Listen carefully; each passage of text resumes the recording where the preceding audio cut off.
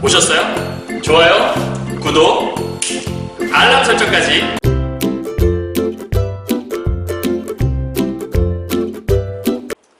안녕하세요. 경화여고 2학년 학생 여러분, 그리고 전국에서 국어, 특히 문학을 공부하고 계시는 고등학생 여러분 만나서 반갑습니다. 선생님은 세계 최강 국어쌤 조인수 선생님입니다. 오늘은 그 가사문학 중에서 정말 중요한 작품인데요. 요번에 이제 시험을 준비하는 경화여고 학생들이 좀 많은 도움을 받았으면 좋겠다는 생각이 들어서 고전문학 좀 많이 어려워해서 강의를 좀 다시 한번 좀 찍어보려고 한 거고요. 실시간 스트리밍에서는 화질이 별로 좋지 않은 모습도 좀 있어서 이제 이 앞서 민홍전이라는 작품을 찍었었는데 오늘은 이제 가사문학 중에서 상춘곡이라고 하는, 사실 상춘곡은 정말 중요한 작품이고 이미 수능에도 출제가 몇 번이나 된 적이 있어요. 그래서 오늘 이 작품은 나왔지만 또 수능에 나올 수 있고 내신 시험에서도 자주자주 출제가 되고 있고 문제집에도 엄청 많이 들어있고 평가원에서 주목하고 있고, 그래서 이거는 뭐 여러분이 고3 때까지 언제든, 고등학생이라면 언제든 볼 수 있는 작품이기 때문에 꼭 한번 정리를 해야 돼서 이번 기회에 한번 정리를 해보도록 하죠. 사실 상춘곡 작품에 대한 것들은 강의가 엄청 많아요. 인터넷 뒤져보면 유튜브에 특히 엄청나게 많더라고요. 그래서 많은 선생님들이 강의를 하셨겠지만 선생님도 뭐 나름대로 지금 뭐 이런저런 강의들 많이 좀 들어봤고 선생님이 그동안 가르쳐왔던 것들을 다 녹여서 이제 이 한 방으로 요거 하나 들으면 뭐 다른 거 안 들어도 될 만큼에 대한 정리를 한번 좀 해보도록 하겠습니다. 자, 상춘곡이라는 작품이 원래는 이제 우리가 뭐 면왕정가나 상춘곡이나 뭐 관동별곡이나 이렇게 좀 다 연결된다라는 얘기들 많이 하는데, 아니 성산별곡까지 연결된다는 얘기를 하는데, 사실 상춘곡의 핵심 포인트는 뭐에 있냐면 제목이 있어요. 춘이란 글자. 그러니까 이거는 누가 뭐래도 계절 딱 하나밖에 없거든요. 상춘곡이니까 춘, 봄에 대한 이야기예요. 사실 이제 면왕정가라는 작품은 송순이라는 사람이 지은 면왕정이거든요. 여러분, 선생님이 앞에 강의 찍어놓긴 했는데 앞쪽에 보면 이 강의가 있을 거예요. 송순의 면왕정가. 이 면왕정가가 상춘곡보다 조금 길어요. 왜냐면 면왕정가에는 4계절이 다 들어있거든요. 면왕정 주변에 봄, 여름, 가을, 겨울이 다 들어있는데 이 상춘곡 같은 경우에는 봄에 대한 이야기만 들어있어요. 그래서 사실은 이 상춘곡의 핵심 포인트는 뭐냐면 여러분이 요 글자를 꼭 까먹지 마요. 강호 한정가다, 요 이야기를 절대 까먹으시면 안 돼요. 이게 뭔 얘기냐면 강호라는 글자는 강과 호수니까 자연물 두 개가 합쳐지게 되면 자연을 의미하는 말이 돼요. 뭐라고요? 자연이요. 그 다음에 요 한자가 뭐냐라 물어본다면 한가하다 할 때 한자라 보시면 돼요. 정은 정취란 뜻, 얘는 정취 이런 뜻. 자, 그러면 이걸 종합하게 되면 뭐라고 볼 수 있는 거냐면 이거의 뜻은 자연 속에서 느끼는 한가로운 정취를 노래한 것, 그게 바로 강호 한정가다라고 얘기하는 거거든요. 그럼 자연 속에서 한가로운 정취를 노래한 걸 우린 두 글자로 뭐라고 하냐면 풍류라고 얘기하죠. 그래서 상춘곡의 핵심은 뭐니? 라고 물어본다면 자연 속에서 풍류를 즐기는 삶, 끝이라고 볼 수 있는 거예요. 그럼 이제 우리가 뭘 공부해야 되는 거죠? 라고 물어본다면 상춘곡 같은 경우에는 가사문학이니까 가사문학의 핵심 포인트는 서사, 본사, 결사로 이루어져 있죠. 그래서 이 작품 역시도 서사, 본사, 결사로 이루어져 있는데 그 본사가 좀 길죠, 일반적으로. 그래서 이 작품은 정리할게요. 서사, 그 다음에 본사, 결사 이렇게 이루어져 있는데 서사는 1개 정도로 구분해서 보면 될 것 같고요. 본사는 총 5개 정도로 구분해서 보고 결사는 마지막으로 하나 이렇게 구분해서 보시면 끝이라고 보시면 돼요. 어렵지 않죠? 그러니까 총 7개로 나눠서 보시면 길어서 힘든 것 같지만 잘라서 보면 하나도 어렵지 않아요. 그래서 부분에 대한 주제만 간단하게 정리를 하시면 여러분이 아마 머릿속에 잘 들어올 거니까 이런 고전 시가 같은 경우에 특히 이제 가사문학 같은 경우에는 옛날 고전 어휘로 되어 있잖아요. 여러분이 해석을 못하게 되면 종이 쳤네요. 해석을 못하게 되면 가장 큰 문제가 있거든요. 그래서 해석을 먼저 하는 것이 70%는 먹고 들어가는 거고 나머지 30%는 뭐 표현 기법이나 여타 다른 것들을 채워가시면 될 것 같아요. 이해하셨죠? 자, 그러면 이제 본격적으로 한번 가보도록 하지요. 갑시다. 자, 홍진의 모친 분내 인해생이 어떠한가 라고 되어 있어요. 여기가 이제 여러분이 보게 되는 첫 번째 거의 이제 서사 파트라고 볼 수 있는 부분인 건데, 홍진이라는 단어 혹은 다른 책에는 뭐라고도 나와 있냐면 십장 홍진 뭐 이렇게 나와 있을 거예요. 다른 건 다 몰라도 요 진짜는 기억해야 돼요. 진짜가 먼지 진짜거든요. 그러면 홍진, 붉은 먼지인데, 붉은 먼지, 여러분 먼지가 올라오면 좋나요? 교실에 있는데 막 이제 막 위에서 선풍기 막 틀면 교실에 먼지가 막 올라와요. 그러면 먼지 스멜 너무 좋아요? 그러지 않죠. 먼지는 더럽잖아. 그러니까 이 더러운 먼지가 있는 곳은 어디냐? 더러운 공간. 한마디로 얘기해서 속세다. 이렇게 여러분 생각하시면 돼요. 그러니까 세속 혹은 속세의 공간. 그래서 일반적 자연에 대비되는 공간이기 때문에 마이너스적인 모습을 지니고 있는 공간이라고 보시면 될 것 같고요. 이런 속세에 있는 사람들아, 사람들한테 물어보네요. 예, 속세에 있는 사람들아! 말을 건네고 있죠. 그러니까 여기는 우리가 말을 건네는 어투를 사용하고 있다라는 게 하나 이제 포인트겠고, 이 내 생애, 이 내라는 것들은 나의니까 이 나의 생애가 어떠한 것 같니? 라고 물어봐요. 그러면서 뭐라 하냐면 옛사람 풍류를 미칠까 못 미칠까? 라고 물어봐요. 이게 뭔 얘기냐면 여러분 잘 기억해야 돼요. 이게 미칠까 못 미칠까가 뭔 얘기냐면 옛사람은 옛 선조들을 얘기하는 거거든요. 야, 나의 생애가 어떠한 것 같니? 이 나의 생애가 옛사람들이 지니고 있던 이 풍류, 그러니까 아마 이 옛사람들은 자기보다 먼저 자연 속에 즐겼던 그 선조들, 자연 속에서 살아왔던 선조들의 그 풍류를 얘기하겠죠. 이 풍류에 내가 미칠 것 같아, 못 미칠 것 같아, 진짜 궁금해서 물어보는 게 아니라 그 정도 급은 되지 뭐, 이런 얘기예요. 그러니까 여기서 나올 수 있는 그 정서는 뭐냐면 자부심? 일종의 나 요 정도, 난 뭐 그냥 옛사람 풍류에는 뭐 그 정도 미치는 것 같아. 굉장히 만족하는 삶을 여기서 보여주는 파트라고 보면 될 것 같아요. 이해했어요? 자, 그러면서 이렇게 만족감을 가지고서 천지간 남자 몸이, 이렇게 끊어봐요. 천지간 남자 몸이 나만 아니 학원만을, 우리가 하다 뜻 알죠? 이 정도는 머릿속에 있어야 돼요. 이렇게 두 개의 뜻. 그래서 위에 있는 하다는 많다 혹은 크다의 의미를 갖고 있고, 이 하다는 영어의 do, 뭐뭐 하다, 뭐 축구를 하다 할 때 뭐 하다 있잖아요. 행위. 그런 걸 얘기하는 거니까 이 하다는 많다, 크다. 한강이 그래서 큰 강이란 뜻이에요. 우리 서울에 있는 한강이. 그래서 한자가, 여러분 대전도요. 아세요 그거? 이 대전을 한문으로 쓰면 이렇게 되잖아요. 이게 큰 밭이거든요. 대전이 밭이 이게 큰 밭들이 많았던 그런 곳이라 얘기해서 요 큰 자가 우리가 크다가 방금 한문으로 그 순우리말로 하다라고 얘기했잖아요. 그래서 이게 이게 밭전자니까 한밭. 그래서 대전을 옛날에는 한밭이라고도 불렀거든요. 지금도 대전에 가면 한밭의 명칭이 있어요.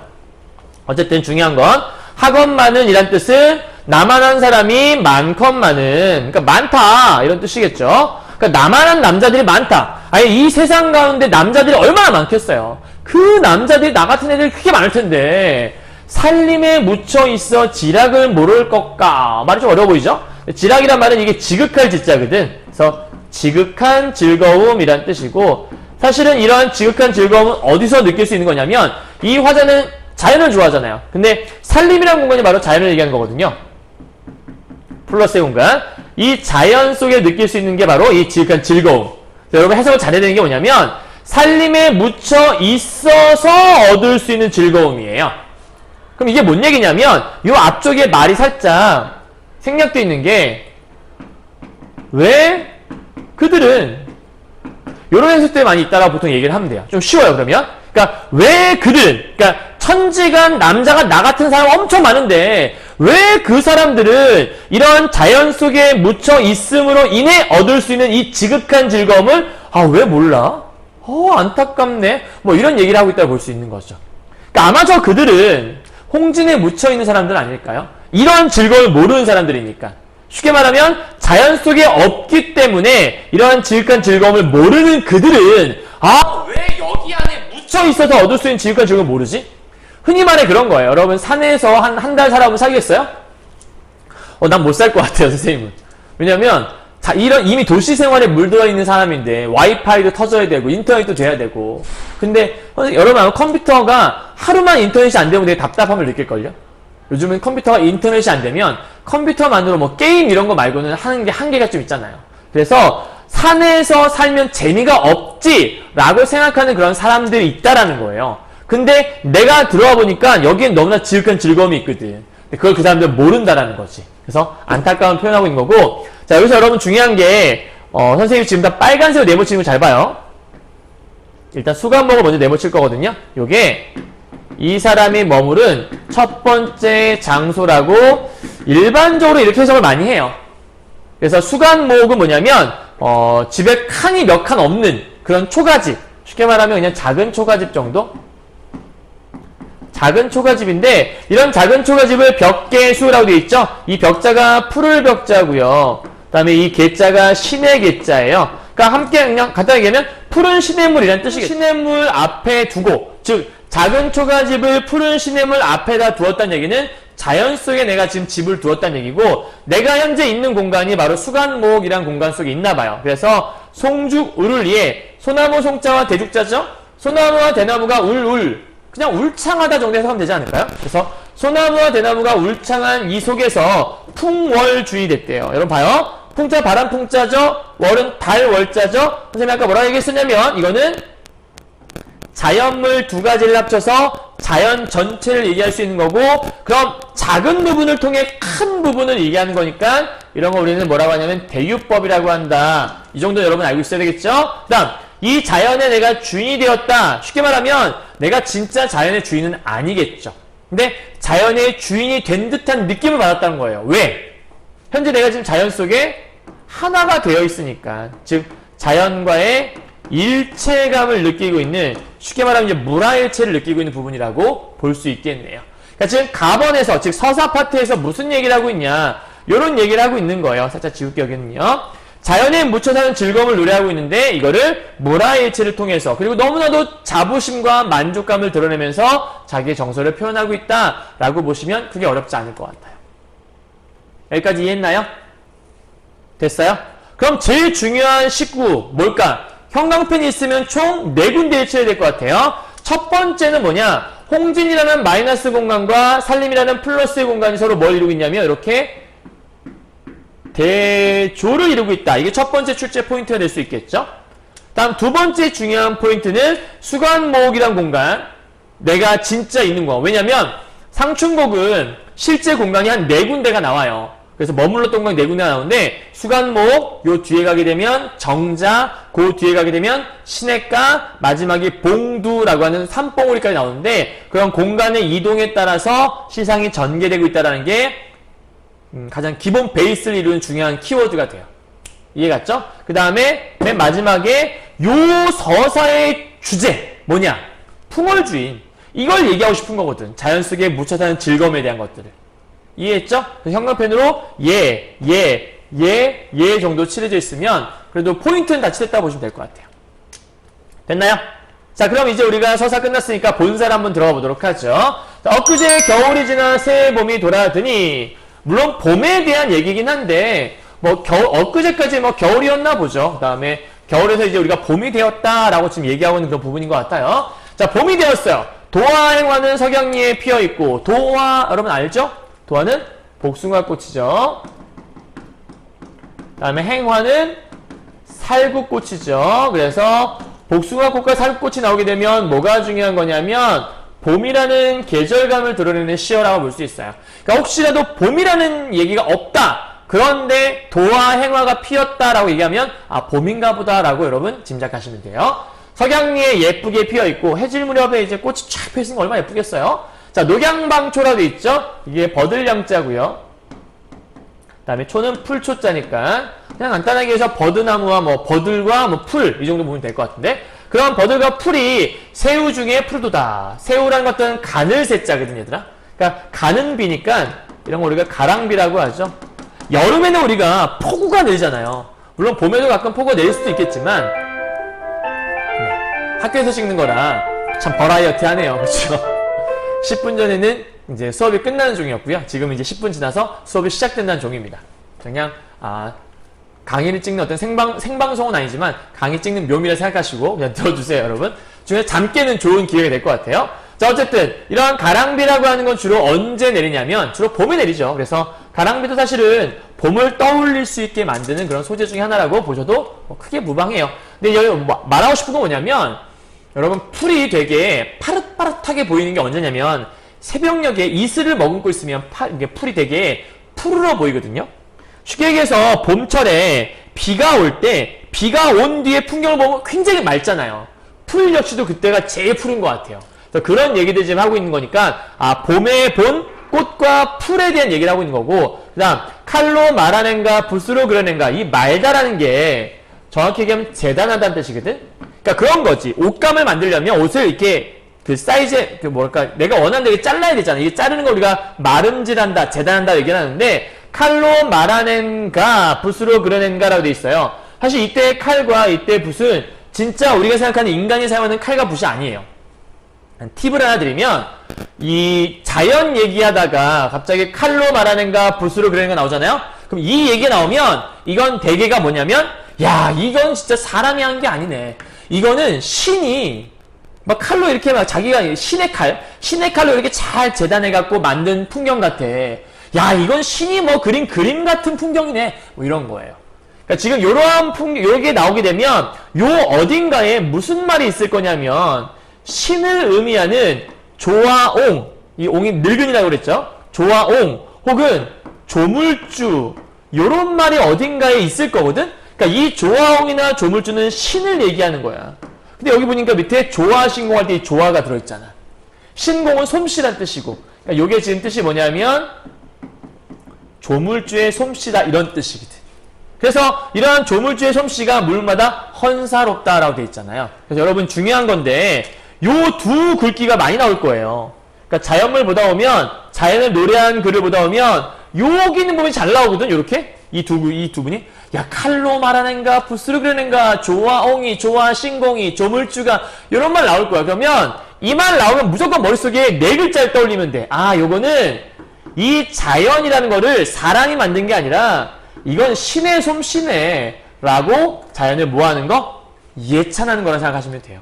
특히 여기서 헌사롭다는 말 나와요. 이거 아무 때 쓰는 말 아니거든.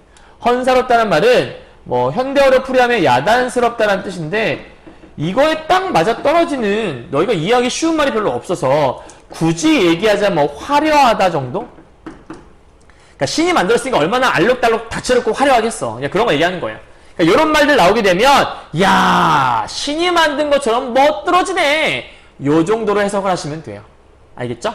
그러니까 이거를 막 현대어로 다 풀이해서 이렇게 해석하는 것보단 이런 식으로 약간 좀 의역해서 해석하시면 간단하게 해결된다고 보시면 돼요. 그러니까 뭐 이 구절이 여기만 있는 게 아니라 다른 구절이 또 있어요. 그러니까 이게 너무나도 이 자연 예찬할 때 멋있는 표현이니까 다른 사람들이 다 따다가 쓰는 거예요. 그 당시에 좀 유행하는 구절처럼. 이해했나요? 그래서 이런 구절 나오게 되면 전부 다 자연을 뭐 하는 거다? 예찬하는 거다 정도 기억하시면 돼요. 다음 수풀에 우는 새는 춘기를 못 내 겨워 소리마다 교태를 부른대요. 자 새가 운다고 하죠. 늘상 말씀드리지만 새는 울지 않아요. 여러분 새가 선생님은 그림을 참고로 잘 못 그립니다. 이해하시고요. 자 새가 날개 자 새가 이렇게 울잖아요. 이게 공포예요. 새가 막 짹짹 막 울고 있으면 얼마나 무섭겠니? 이건 세상에 이런 일이 제보해야 되는 거야. 그러니까 새가 울 리가 없어. 새는 그냥 지저귀는 거죠. 소리를 내는 거예요. 근데 그걸 얘는 뭐라고 하냐면 운다라고 표현하는 거죠. 왜요? 화자의 감정과 일치하니까. 내 마음이 그러니까 쟤도 그렇게 보이는 거죠. 그래서 화자의 감정이 요 안에 이렇게 들어가 있는 거야. 그래서 이런 걸 다른 말로 감정이입이라고 설명하는 거죠. 그리고 새가 운다라고 돼 있으니까 사실 새는 우는 거는 뭐 슬퍼서 운다라고 보통 볼 수 있으니까 감정을 뜻하는 거잖아요. 그러니까 일종의 이 감정이입은 의인화된 표현이라고 볼 수 있어요. 왜냐하면 사람이 아닌 존재를 사람처럼 감정을 지니고 있다 표현할 수 있는 거니까. 자, 이때 여기서 여러분 주의할 거 하나가 뭐냐면 수풀에 우는 새가 춘기를 못 내 겨워라고 돼 있어. 이 못 내 겨워가 뭐냐면 이기지 못하여 이런 뜻이거든. 그러니까 춘기는 봄 기운이잖아요. 이러한 봄 기운이 너무 좋아서 이걸 이기지 못해 소리마다 교태. 다른 말로 교태는 아양을 떤다라는 거니까 이게 이런 거겠죠. 봄 너무 좋아. 막 이러고 있는 거예요. 근데 여러분 생각해봐요. 지금 상춘곡의 전체 내용을 보게 되면 슬퍼할 일이 있어요? 되게 운다라는 건 슬퍼서 울잖아요. 일반적인 시에서는 우리가 우는 새 나오면 거의 대부분 한 99.9%가 아니 한 98, 97 정도 하여튼 뭐 90% 이상이 그냥 진짜 슬픔, 그리움 이런 걸 얘기해요. 그런데 정황상 여기서의 우는 새는 여러분 눈물은 슬퍼도 울지만 너무 좋아도 울어요. 그죠? 합격하면 막 기쁨의 눈물 흘리잖아요. 여러분 대학 합격했다 막 와 여러분이 원하는 대학에 딱 합격 조인수 학생 이번 전형에 합격하셨습니다. 나도 모르게 눈물이 주르르. 왜? 너무 합격해서 슬퍼요. 뭐 이런 건 아니잖아. 그러니까 기쁨의 눈물. 여기서의 우는 새도 뭐냐면 슬픔을 얘기하는 게 아니라 뭐라고 봐야 돼요? 이거는 기쁨의 눈물을 얘기해야 되는 거죠. 왜? 화자 역시도 마음이 되게 기쁘거든요. 이해하셨나요, 여러분? 여기까지요? 됐어요?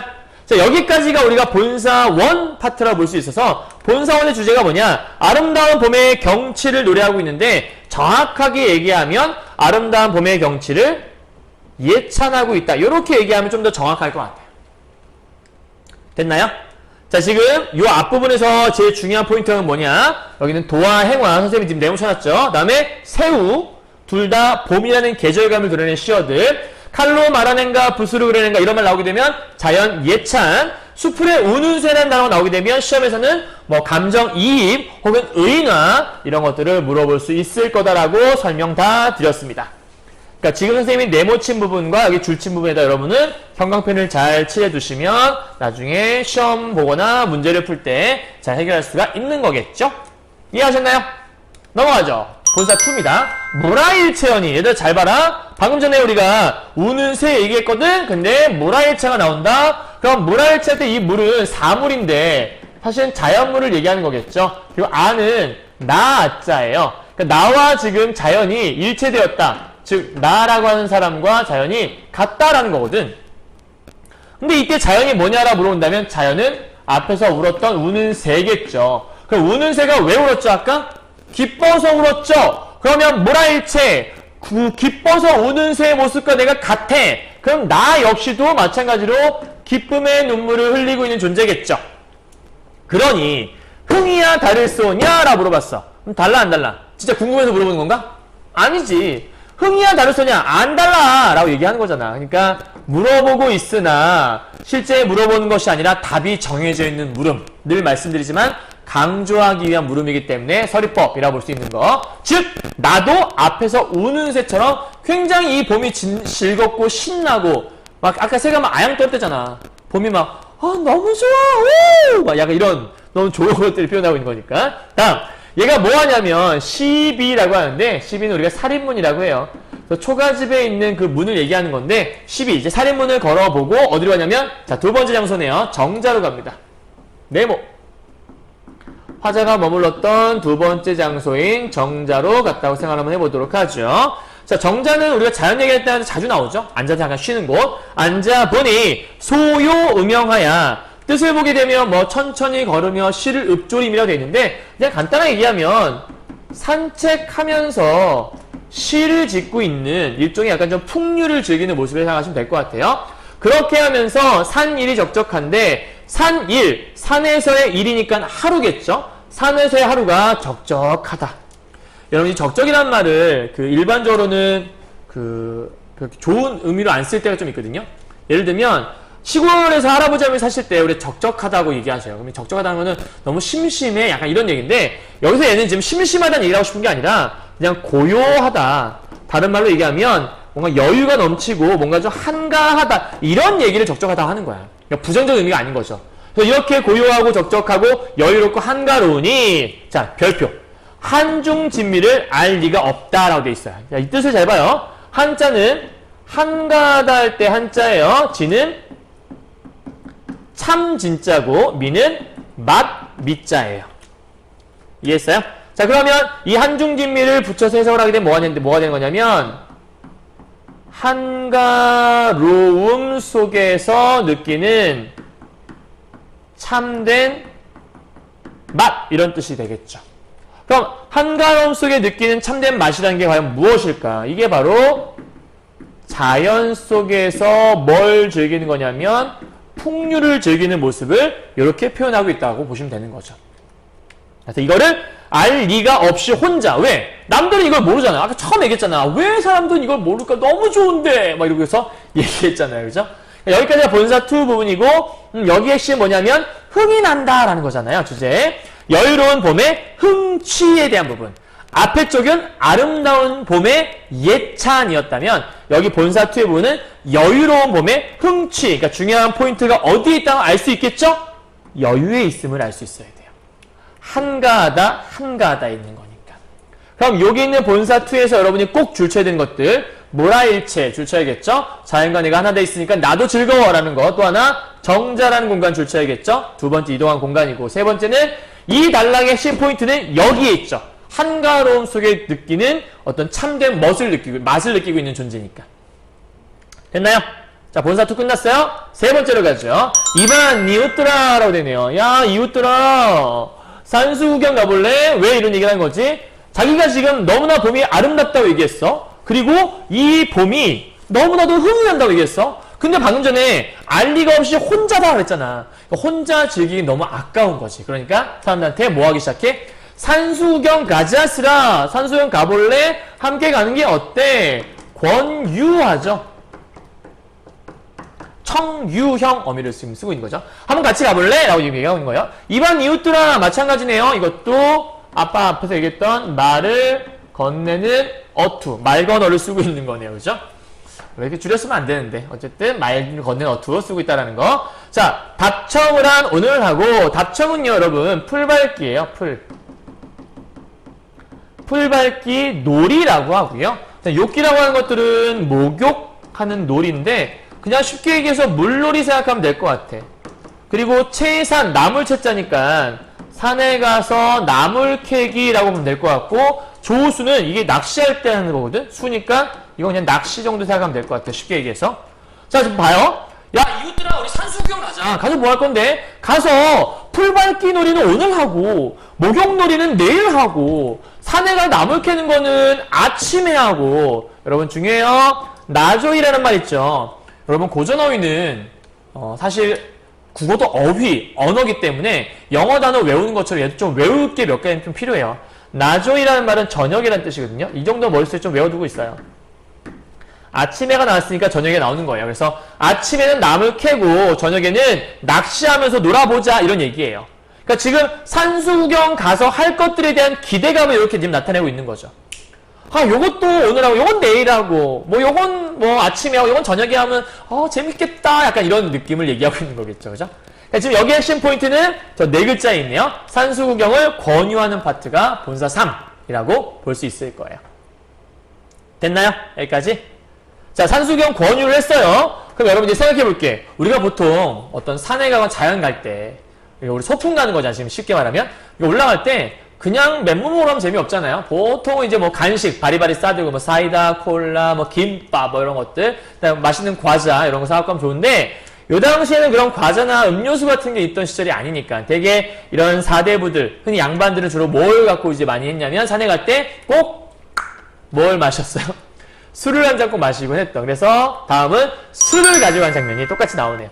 다른 작품도 마찬가지일 거예요. 자연 얘기하게 되면 꼭 나오는 게 술. 여러분이 그렇게도 별로 안 좋아했던 하지만 중요한 작품인 관동별곡에도 술을 마시는 게 나오죠. 면왕정가라는 작품에도 술을 마시는 게 나와요. 늘 자연 얘기가 나오게 되면 늘 나오는 게 술. 왜냐하면 술은 뭘로 이어지냐면 풍류로 이어지거든요. 잘 봐요. 갓 깨어 익은 술을 갈건으로 받아놓고 이 갈건을 머리에 쓰는 게 약간 뭐랄까 천 같은 거 이렇게 머리에 쓰는 모자처럼 만들어 놓은 건데 요거를 이제 해석할 때 뭐 다양하게 해석을 하긴 해요. 갈건을 받아놓고란 말이 사실은 원래 술은 우리가 체에다 거른다고 하거든요. 근데 정식적으로 체에다가 격식을 갖춰서 거르는 게 아니라 그냥 자기한테 있는 그냥 모자 벗어 그냥 술을 거르고 있는 거예요. 이거는 뭔가 그 격식을 갖추는 그런 모습이라기보다는 그냥 소박함, 그냥 검소한 모습, 보통 이렇게 해석을 많이 하는 것 같아요. 그러니까 뭔가를 꼭 갖춰서 그렇게 해야 돼 이게 아니라. 뭔가 좀 대단하게 화려하게 뭔가 하려는 게 아니라 그냥 있는 거 활용해서 대충대충 하는 거죠. 그래서 이런 소박하고 검소한 자세를 노래한다 정도로만 이해하시는 게 좋아요.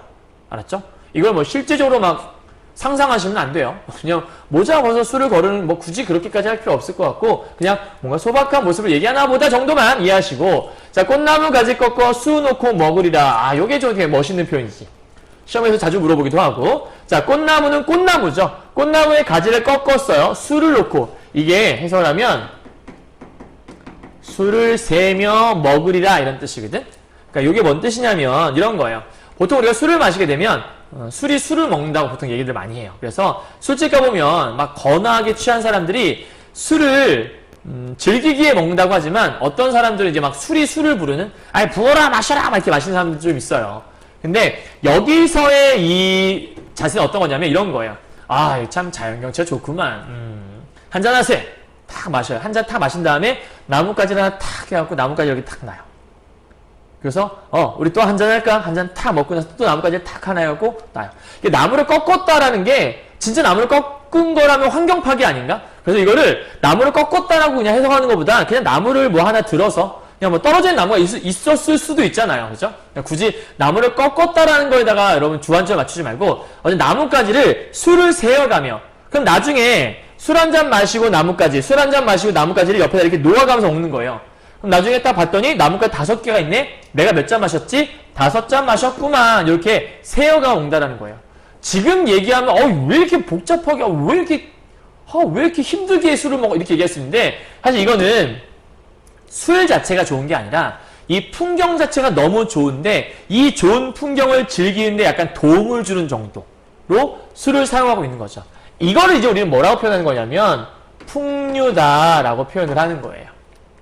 그러니까 꽃나무 가지를 꺾어서 술을 놓으며 먹는 부분은 우리가 풍류를 즐기는 모습을 설명할 때 이런 얘기들을 쓴다라고 보시면 되는 거고요. 자, 이때 화풍, 봄바람이 샥 불어서 녹수, 강을 건너왔나 봐요. 건너오니 청양은 잔해지고 낙홍은 오세진다 라고 되어 있어요. 자, 이 청자가 맑은 청자라는 걸 늘 말씀드리고 있죠. 요 정도는 알아야 해요. 이 앞에 있는 이 물수변 있잖아요. 얘만 따로 떨어뜨리면 얘는 푸를 청자거든. 근데 물수변이 붙게 되면 뭐가 되냐면 맑을 청자가 돼요. 그래서 청향이니까 맑은 향기겠죠? 이 맑은 향기가 잔해졌대요. 그러니까 맑은 향기니까 술이 맑은 향기인지는 뭐 알 수 없지만 어쨌든 잔해졌다는 얘기는 뭐 자연 속에 어떤 맑은 향기가 내 잔에 들어와 있다. 뭐 이런 거 아닐까요? 그래서 이 잔에 이 자연 속의 향기가 이게 담겨있는 모습을 이제 보고 있는 거죠. 그래서 맑은 향기니까 일종의 후각적인 표현이 이 안에 들어있는 거고 다음 낙홍이라고 되어 있으니까 빨간색 적을까요? 홍이니까 이 붉은 홍자잖아요. 그래서 요거는 붉은 꽃잎을 얘기한다고 보고 붉은색이니까 우리가 시각이라고 볼 수 있겠네요. 그래서 여러 가지 감각을 이용해서 지금 쓰고 있는 건데 보면 청양은 잔해지고 낙홍 오세졌다. 여러분 이런 거예요. 지금 내가 술을 마시는데 이 술잔에 맑은 향기가 가득하다라는 거거든. 그러면 결국은 내가 그 맑은 향기를 마시게 되면 자연이 내 몸속에 들어오는 거거든. 왜 이런 얘기를 하는 거냐면 이 맑은 향기라는 게 곧 자연을 얘기하는 거고 붉은 꽃잎 역시도 마찬가지 자연을 얘기하는 거니까 이러한 자연이 내 잔에 들어와서 내 몸속에 들어오게 되고 이 자연이 오세진다. 이 당시 우리는 민족의 옷은 다 흰색이었잖아요. 흰색에 빨간색 꽃이 이렇게 딱 들어가게 되면 빨간색이 두드러지게 보이지 않겠니? 그래서 마치 물 들어있는 모습처럼. 우리 최근에 배웠던 그 산정무한이라는 작품을 보게 되면 거기에 그런 거 나오죠. 기억날 걸 아마? 그 단풍이 옷에 물들어서 내가 단풍이 된 것 같다. 그래서 막 옷을 짜면 막 단풍 물이 나올 것 같다. 최근에 배웠어요. 그죠? 그러니까 그런 내용처럼 마치 내가 자연 속에 들어와서 자연과 하나 된 듯한 느낌을 받는 것. 그래서 여기 있는 요 청양은 잔해지고 낙홍은 오세진다라는 부분이 말하고 싶은 건 앞에서 한번 언급한 적이 있는 무라일체의 모습을 표현하는 거다. 말을 살짝 바꿔본다면 무엇과의 일체감을 느끼고 있는 거냐면 자연과의 일체감을 느끼고 있는 부분이다. 이렇게 설명하시면 크게 어렵지 않을 거예요. 됐나요? 여기까지? 되게 멋있는 표현이죠. 그렇죠? 청양은 잔해지고 낙홍은 오세지는구나. 내가 자연인가 자연이 나인가 막 이제 이러고 있는 거라고 보시면 될 것 같아요. 자, 그럴 때 준중이 비었거든. 준중은 이게 이게 준이 술똥인데 술통에 이게 속, 요 정도? 그러니까 술똥 안이 비었으면 나에게, 이게 나에게란 뜻이야. 나에게 말해라. 그럼 소동 I에게 내가 시켜서 주가 술주자의 집가자죠. 술집에 술을 물어서 어른이에요. 소리 난 대로 읽으면 다 이해가요. 어른은 막대 짚고 아이겠죠. 아이는 술을 메고 가는 부분이 나와요. 갑시다 계속. 미음 완보아야.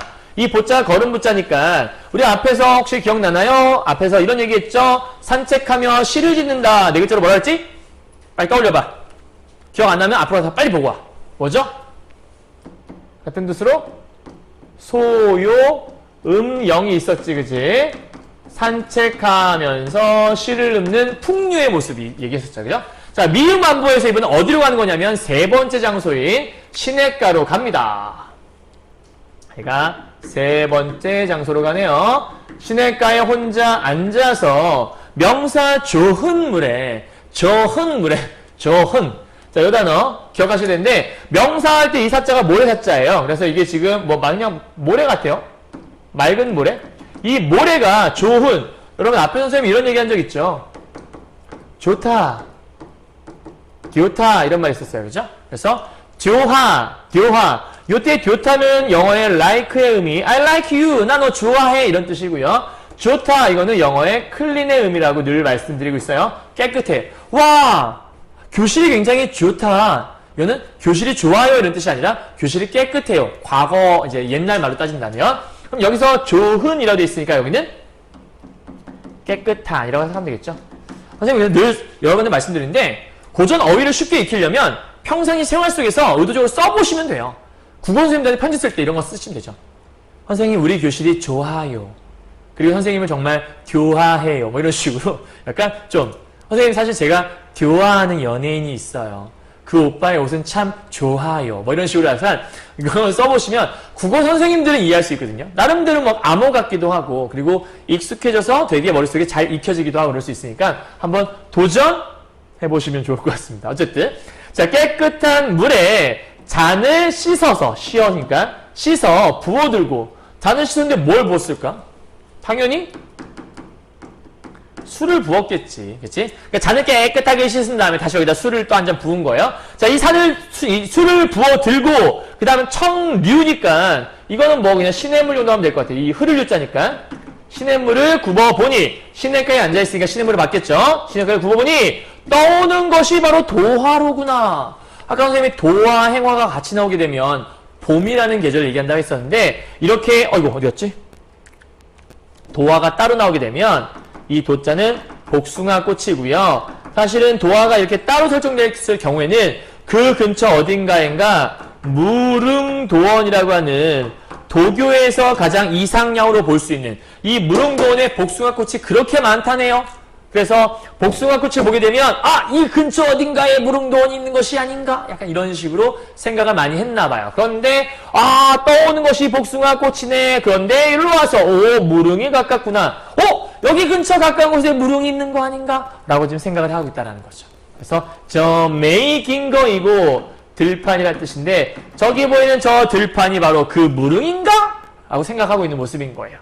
그래서 여기 핵심 포인트는 이제 본사 4인데 술을 마시며 뭘 즐기는 거냐면 풍류를 즐긴다라는 게 중요한 포인트라고 볼 수 있겠네요. 어쩌면 복숭아 꽃을 보면서 여기가 무릉도원이구나 라 생각할 수 있는 가장 큰 이유 중에 하나 뭐냐면 아마도 술을 마셨기 때문이 아닐까라고 짐작해 볼 수도 있을 겁니다. 됐나요? 자, 본사 4파트. 경화여고 학생들은 여기까지가 여러분의 본문 파트고요. 그 다음에 사실은 이제 나중에 수능을 위해서는 본사 5하고 결사도 정리하는 게 좋기 때문에 선생님 마저 정리를 해드리도록 하겠습니다. 혹시 이 본문은 그냥 여러분 본문은 들어만 보셔도 좋고요. 그 다음에 인터넷에 보면 본문 되게 많으니까 찾아보셔도 좋을 것 같아요. 자, 이번에 송간, 지금 시냇가에 있었죠. 송간, 이 송자가 소나무 송자니까 소나무 사이간자니까 소나무 사이에 새로 아까 새자가 가는 새자를 했죠. 가는 로, 길. 그러니까 소나무 사이에 이렇게 길이 가는 게 나 있나 보죠. 그 가는 길에 두견화를 붙이 들고라고 되어 있어요. 이 두견화가 여러분 아는 꽃이에요. 영변의 약산하면 떠오르는 꽃. 김소월하면 떠오르는 그 꽃. 뭐죠? 그래요. 그 유명한 진달래꽃을 우리는 두견화라고 얘기해요. 두견화. 그래서 두견화를 붙여 들고 봉두에 급히 올라라고 돼 있죠. 선생님이 아까 얘기했었는데 처음에 살짝 언급하긴 했었거든요. 자, 네 번째 장소가 나와요. 얘는 지금 아마 산으로 올라가고 있는 중인가 봐요. 그래서 네 번째 장소가 어디냐면 바로 봉두라고 하는 곳. 아이고, 미안해요. 네 번째 장소라고 볼 수 있겠고, 이 네 번째 장소 봉두는 다른 말로 산봉우리라는 뜻을 갖고 있습니다. 그래서 봉두에 급히 올라 구름 속에 앉아 보니 얘가 손오공인가? 구름 속에 어떻게 앉지? 자, 산봉우리 이렇게 있으면 산이 엄청 높기 때문에 구름 모터 요 언저리 어딘가에 있어요. 그죠? 그러니까 사람이 여기 이렇게 앉아있으면 마치 구름 위에 앉아있는 듯한 느낌을 받게 되는 거죠. 그러니까 그만큼 높이 올라와 있다는 뜻이에요. 구름은 한참 위에 있으니까요.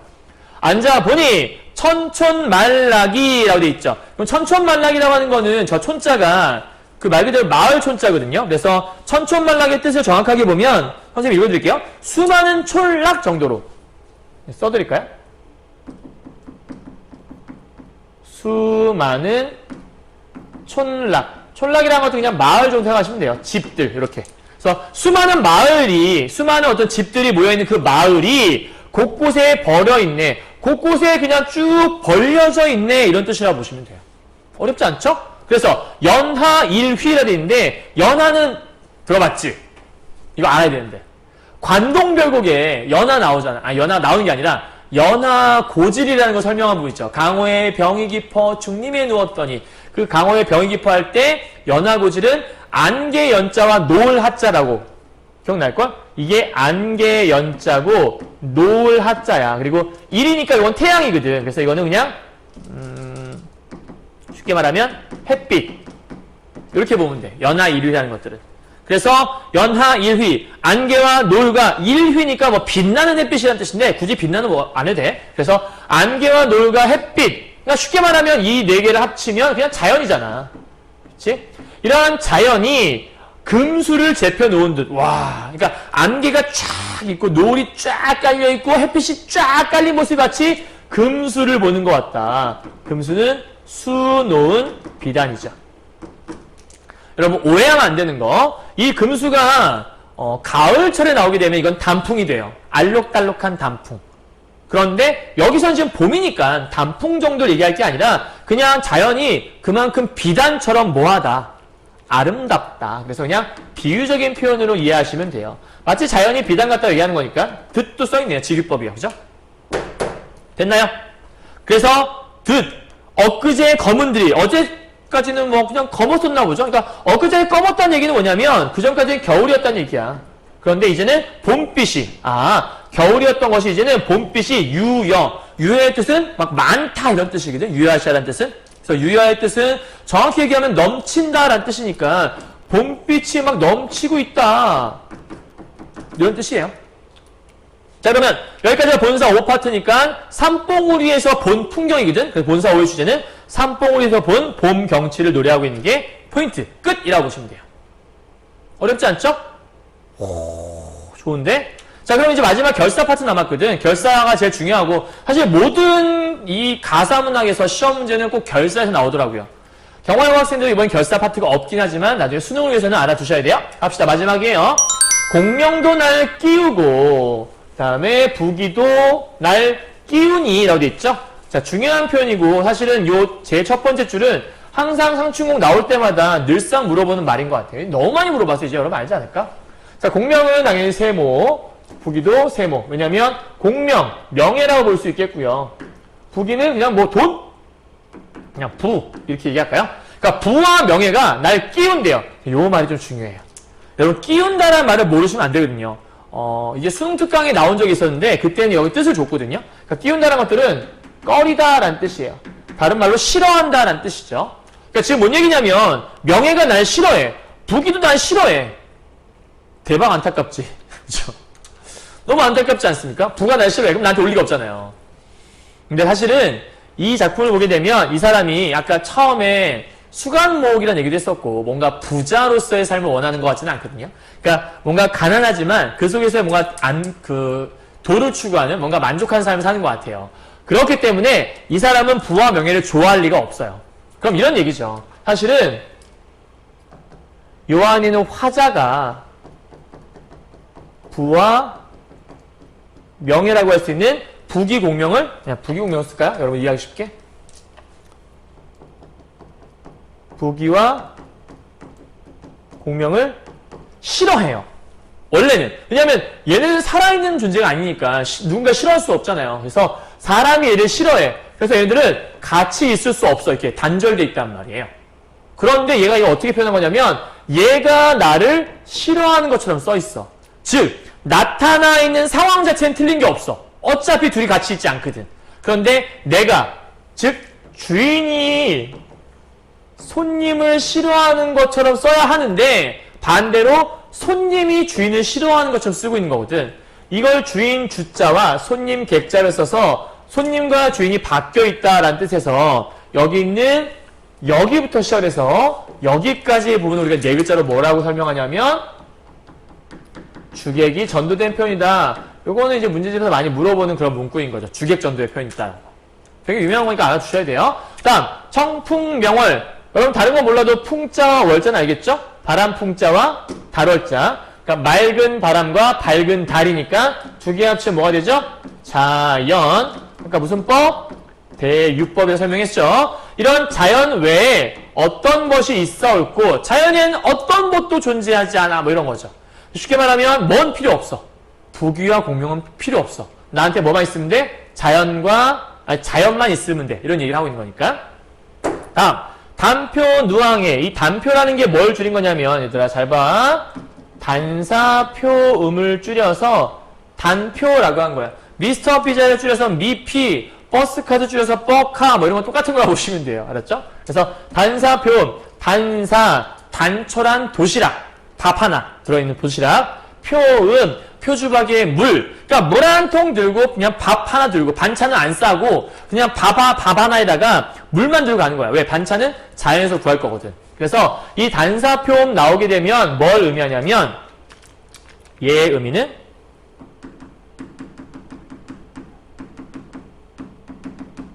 소박한 음식을 얘기해. 뭘 얘기한다고요? 소박한 음식. 자, 그리고 이 누앙이라는 거 있죠. 누앙은 달팽이 집이라는 뜻이거든요. 그러니까 달팽이 집이라는 건 달팽이가 겨우 들어갈 만한 집이잖아. 그거 큰 건가? 굉장히 작은 집이지. 보통 그래서 가난한 집을 얘기할 때 우리가 누앙이란 말을 쓰거든? 그럼 여기서 단표 누앙이라는 게 보여주는 게 요게 지금 뭘 보여주는 거냐면 단표 누앙은 바로 뭔가 소박한 자연 속에서의 삶을 이렇게 단표 누앙이라는 말을 설명하는 거. 되게 중요한 표현이에요. 알았죠? 그러니까 지금 내가 어디 속에서 이렇게 살고 있는 거냐면 자연 속에서. 그러니 자연 속에서는 욕심 없이 살고 있잖아. 그래서 욕심 없이 살고 있는 내 모습이 있기 때문에 흩은 해음이야. 흩은은 헛된이란 뜻이고 해음은 해다, 전부 다 생각이란 뜻이거든. 이건 머릿속에 외워둬야 돼. 생각이라는 건. 헛된 생각을 안 한대. 왜? 헛된 생각은 마이너스, 즉 어디에 대한 생각이냐면 속세에 대한 생각이거든. 그러니까 속세에 대한 미련이라고 볼 수 있는 부분이거든.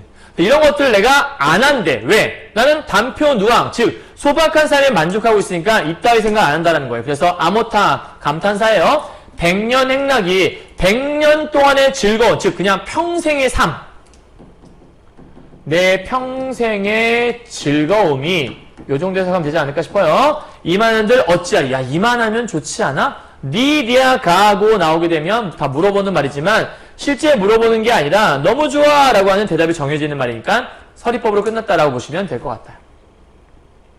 됐나요? 여기까지요? 어렵지 않았죠? 자, 여기까지 주제는 바로 이렇게 보면 됩니다. 마지막 주제. 안빈낙도를 추구하는. 왜? 소박한 삶, 즉 가난한 삶 속에서 도를 추구하는 삶을 얘기하는 거니까. 됐죠? 자, 이 정도 정리하시면 성춘곡은 여러분이 뭐 안 한 게 없다 보셔도 돼요. 다 한 거나 마찬가지니까. 그래서 사실 여기서는 얘가 원하는 그 어떤 자신의 감정이 가장 집약된 공간이 뭐냐면 여기는 100년 행락이라는 거야. 왜냐면 얘는 평생 동안 즐겁게 살고 싶거든? 근데 그 즐겁게 살 수 있는 건 어디서 가능한 거냐면 자연 속에서 사는 것이 가능한 거니까 여기가 어찌 보면 이 화자의 감정이 집약되어 있는 부분이다라고 봐도 뭐 크게 틀리진 않을 것 같다는 생각이 좀 들어요. 여기까지 됐나요? 오케이? 끝! 그럼 이제 마지막으로 최종 정리. 이것만은 꼭 정리하고 끝내도록 하죠. 아, 상충곡 마인드맵 한 선생님 해놨다. 이거 너희들이 공부 다 했으면 이게 머릿속에 정리를 좀 하면 좋거든? 그래서 머릿속에다가 무슨 내용이 있었지? 한번 살짝 정리만 해보자. 이거 갖고. 이거 하고 나면 머릿속에 더 잘 들어갈 거야. 자, 보자. 서사 부분은 풍월주인이 핵심이었어. 그럼 뭐 얘기했는데? 자연에 묻혀 사는 즐거움. 왜냐면 내가 자연의 주인 된 것 같은 느낌을 받았으니까. 그러니까 본사일에가 뭐 얘기했는데? 이제부터는 본사일에서는 자연얘기를 본격적으로 하기 시작하죠. 조화신공 나왔으면 오, 신이 만든 자연을 예찬하는 모습이 있었죠. 그래서 봄의 아름다운 경치를 예찬했다. 두 번째는 한중진미의 핵심은 한에 있었지. 여유로운 봄의 흥취. 그 다음 세 번째. 이렇게 좋은 걸 나 혼자 좀 뭔가 혼자 하긴 너무 아깝니까? 산수구경 가볼까라고 권유하는 부분이 있었지. 자, 권유를 했어. 근데 그냥 가면 또 심심하잖아. 뭐 마시면서? 술 마시면서 풍류를 즐기는 모습이 있었지. 그리고 마지막 부분에서는 이제 최종 정점 어디가 올라가냐면 산봉우리 올라가서 봄 경치를 묘사했지. 금수라고.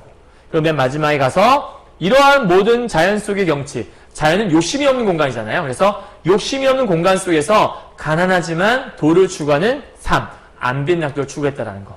이렇게 정리하시면 머릿속에 깔끔하게 정리가 되겠죠. 됐지? 경화여고 학생들은 여기 있는 서사와 본사 1, 2, 3, 4까지가 이번에 시험범위니까 잘 기억해 두시고요. 이것만은 꼭 정리하죠. 아, 뭐가 또 하나 있네. 아, 왜 해놓고 기억 못하지?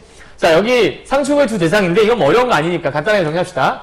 자, 여기서 이제 화자가 두 개의 대상을 바라본다는 건데 자연을 바라보는 것과 속세를 바라보는 시선이 다른 거죠. 자연 바라볼 때는 플러스의 시선, 여기는 마이너스의 시선, 그죠? 그럼 자연 바라볼 때 어떤 시선을 바라보는데? 자연은 되게 예찬의 대상으로 바라보고 풍류의 대상으로 바라보았다. 이게 포인트죠. 근데 속세는요. 가기 싫은 공간이니까 기피의 대상으로 바라봤다. 이게 끝이라고 보시면 돼요. 그리고 이 자연을 우리 책에서 어떻게 표현하고 있냐면 산림에 묻혀 있어서라고 되어 있죠. 속세는 아까 뭐라고 되어 있냐면 홍진에 묻힌 분내라고 되어 있으니까 이렇게 구분해서 보시면 될 것 같고요. 됐나요? 자, 진짜 끝. 이것만은 꼭 가죠. 자, 주제입니다. 봄 경치 감상의 즐거움 그리고 안빈낙도를 노래하고 있다라고 보시면 되고요. 특징 1은 공간의 이동에 따른 시상 전개. 기억나죠? 첫 번째 어디였어요? 수간목이라는 자기 집에 있다가 정자에 잠깐 앉아 보았다가 그 다음에 시냇가에 앉아 보았다가 마지막으로 산봉우리까지 올라가는 모습이 있었죠.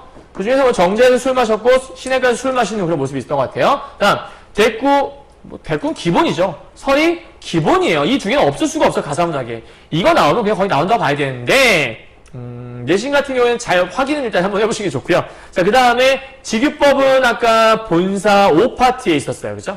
뭐 연하, 일휘, 뭐 펼쳐놓은 듯 거기 있었으니까 이거는 본사 5에 있고요. 경화여고 학생들은 4수까지는 없던 것 같아요. 다음 감정, 이입이 운운세에 있었다는 건 말 안 해도 알 것 같고 말을 건넨 어투는 제일 처음 부분에 있었죠. 홍진에 묻힌 분내 입안 이웃들아 이런 부분 있었으니까 오케이. 주객전도의 모습은 아까 어디 있었냐면 결사 파트에 있었죠.